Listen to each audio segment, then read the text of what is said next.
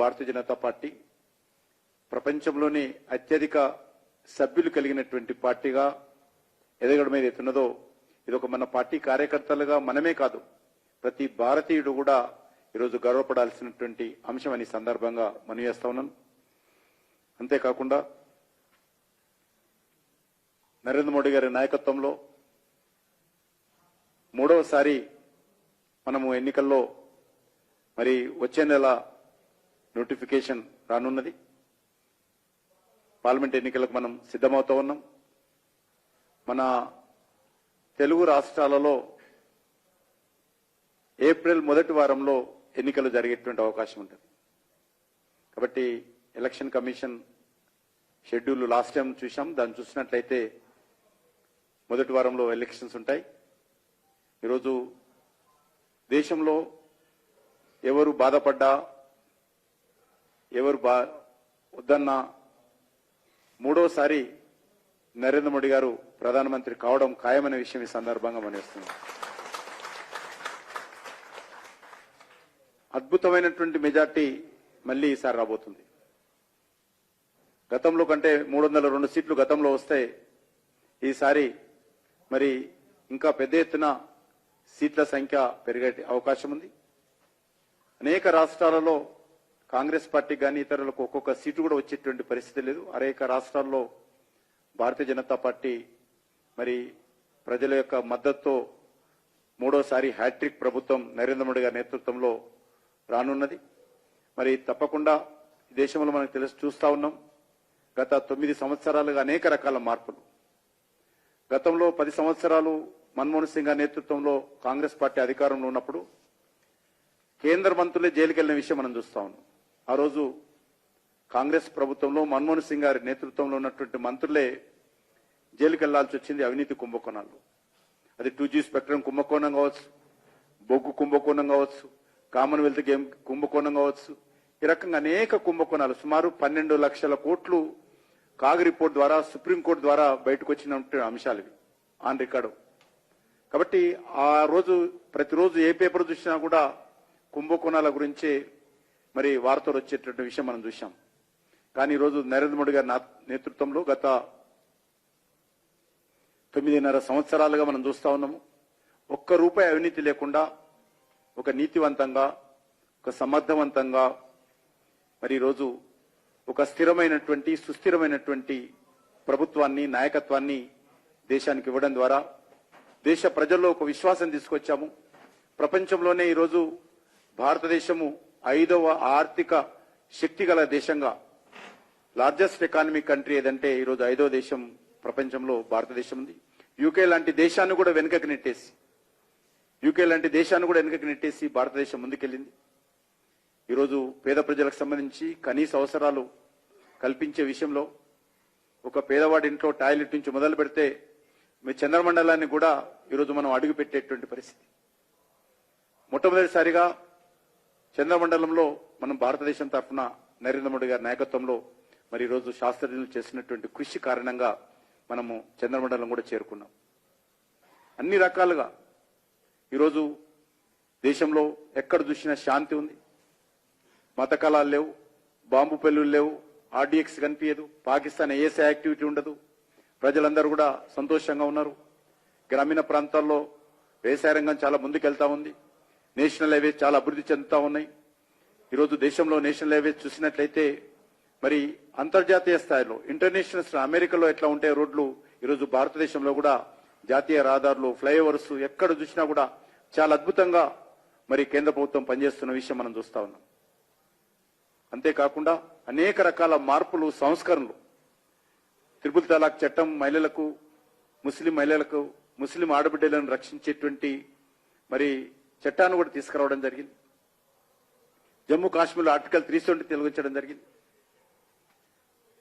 మరి అన్ని రకాలుగా పేద ప్రజలకు సంబంధించి కావచ్చు ఇతరత్ర ఈరోజు గత 9 సంవత్సరాలుగా 4 కోట్ల ఇండ్లు కట్టి ఆల్రెడీ ప్రజలకు కూడా ఆ ఇండ్లలో చేరిపోయిన విషయం కూడా మనం చూస్తా ఉన్నాం.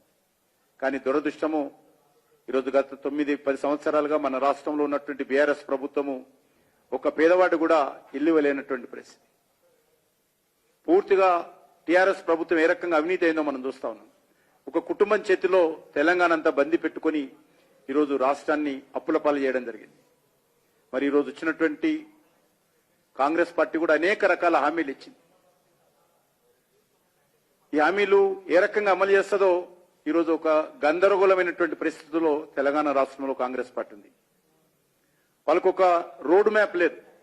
ఏ రకంగా ఈరోజు ఈ దేశంలో ఉన్నటువంటి పరిస్థితుల్లో, రాష్ట్రంలో ఉన్నటువంటి పరిస్థితుల్లో, తెలంగాణ రాష్ట్రంలో వాళ్ళు ఇచ్చినటువంటి 6 గ్యారంటీలు ఎక్కడ అమలు చేస్తారు, ఏ రకంగా అమలు చేస్తారు, ఎప్పుడు అమలు చేస్తారు, వాళ్ళకే తెలియనటువంటి పరిస్థితుల్లో ఉన్నారు. అయినప్పటికీ కూడా మనము కొంత గడువు ఇవ్వాలని చెప్పి ఆలోచన చేస్తా ఉన్నాం. కరెంటు బిల్లులు కట్టొద్దు, బ్యాంకులకు అప్పులు కట్టొద్దు, ఏది అన్ని వస్తాయి ఫ్రీ అవుతాయి అని చెప్పారు. మరి 6 నెలల నుంచి ఎదురు చూస్తున్నారు. వాళ్ళ కాంగ్రెస్ పార్టీ ప్రచారం మొదలుపెట్టినప్పటి నుంచి అప్పులు ఎప్పుడు మాఫ్ అవుతాయి, కరెంటు బిల్లు ఎప్పుడు ఫ్రీ వస్తుంది, ఇవన్నీ కూడా అనేక రకాలుగా చెప్పారు. కానీ టీఆర్ఎస్ అధికారంలో ఉన్నప్పుడే వాళ్ళ హామీలు అమలు చేయకనే ఆ ప్రభుత్వం చెతికిలబడిపోయి ప్రజల్లో వ్యతిరేకత వచ్చింది. జీతాలు ఇవ్వలేనటువంటి పరిస్థితిలో ఉండేది బీఆర్ఎస్ ప్రభుత్వం. మరి ఈ రోజు ఇంకా అదనంగా మరొక 6 గ్యారంటీల పేరుతో ఈ రాష్ట్రంలో ప్రజలకు ఏ రకంగా మేలు చేస్తారు, రాష్ట్ర ఆర్థిక శక్తి వ్యవస్థను ఏ రకంగా ముందుకు తీసుకెళ్తారు, ఈ రాష్ట్రంలో ప్రజలకు ఇచ్చినటువంటి ఏ రకంగా అమలు చేస్తారు, ఈ రాష్ట్రంలో ఉన్నటువంటి ప్రాజెక్టులు ఏ రకంగా ముందుకు తీసుకెళ్తారో ఈరోజు కాంగ్రెస్ పార్టీ చెప్పలేనటువంటి పరిస్థితులు ఉన్నది. కాబట్టి ఈ పరిస్థితుల్లో ఈరోజు మరి ఎన్నికల్లో మనం ముందుకెళ్తా ఉన్నాం. ఈ రాష్ట్రానికి సంబంధించినంత వరకు ఇక్కడ బీఆర్ఎస్ పార్టీ యొక్క అవసరం లేదు. ఏ ఒక్క ఓటు ఒక ఎంపీ ఎలక్షన్స్ లో బీఆర్ఎస్ కేసినా కూడా అది మూసిలే వేసినట్టే, ఉపయోగం ఉండదు. ఒక ఎంపీ గెలిచినా వాళ్ళు ఢిల్లీలో వచ్చి వేసేదేం లేదు. వాళ్ళు లేకున్నా కూడా తెలంగాణకు వచ్చే నష్టం కూడా లేదు. ఒక బీఆర్ఎస్ ఎంపీ లేకున్నా తెలంగాణ రాష్ట్రానికి వచ్చే నష్టం లేదు. ఒక బీఆర్ఎస్ ఎంపీ గెలిచినా తెలంగాణకు వచ్చే లాభం లేదు. కాబట్టి నేను తెలంగాణ ప్రజలను కోరుతా ఉన్నాను, ఏ ఒక్క ఓటు కూడా ఈరోజు మీరు మరి వృధా చేసుకోకుండా నరేంద్ర మోడీ గారి నాయకత్వాన్ని బలపరిచి, నరేంద్ర మోడీ గారి నాయకత్వంలో దేశం మరింత శక్తివంతంగా, సమర్థవంతంగా, ప్రపంచంలోనే ఒక శక్తిశాలి దేశంగా ఎదగాల్సినటువంటి అవసరం ఉంది. అనేక రకాల మౌలిక మరి వ్యవస్థను మార్పులు తీసుకురావాల్సిన అవసరం ఉంది. ఈరోజు 1500 పనికిరాని చట్టాలన్న దేశం, 1500 చట్టాలు ఎక్కడ చూసినా ఈరోజు మరి భారతీయ సంస్కృతి పునర్జీవించే విధంగా భారత ప్రభుత్వం పనిచేస్తా ఉంది. పేదవాడికి ప్రతి వ్యక్తికి 5 కేజీల చొప్పున ఈ దేశంలో ఉన్నటువంటి 83 కోట్ల మంది ప్రజలకు ప్రతి నెల గత 4 సంవత్సరాలుగా బియ్యం ఇస్తా ఉన్నాం.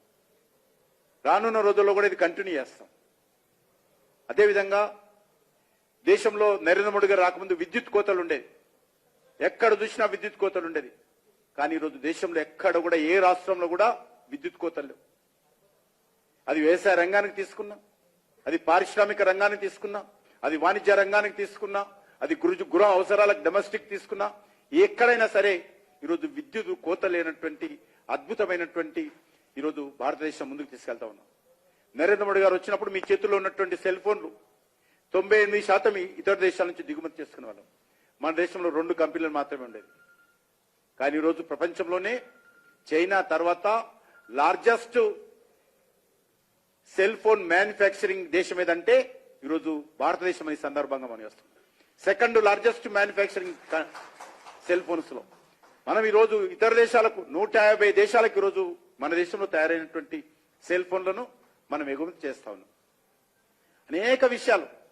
కాబట్టి నేను మీ అందరిని కోరుతా ఉన్నాను, మీరందరూ కూడా ఈరోజు నరేంద్ర మోడీ గారి మీద, నాయకత్వం మీద ఉన్నటువంటి విశ్వాసంతో, అభిమానంతో ఈ దేశం మరింత ముందుకెళ్లాలనేటువంటి ఆలోచనతో భారతీయ జనతా పార్టీలో చేరారు. మీ అందరికీ పేరు పేరున స్వాగతం పలుకుతూ, ఇంకా నేను ఈ సందర్భంగా తెలంగాణలో ఉన్నటువంటి అన్ని వర్గాల ప్రజలను, అనేక మంది ప్రముఖులను కూడా ఆహ్వానిస్తా ఉన్నాను.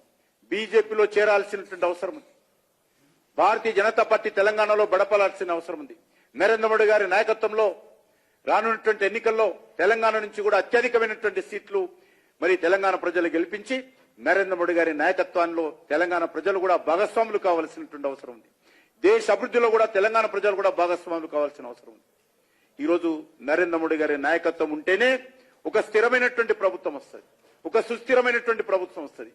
నరేంద్ర మోడీ గారి నాయకత్వం లేనటువంటి భారతదేశ ప్రభుత్వాన్ని కూడా ఇప్పుడు ఊహించుకోలేనటువంటి పరిస్థితిలో భారతీయులు ఉన్నారు.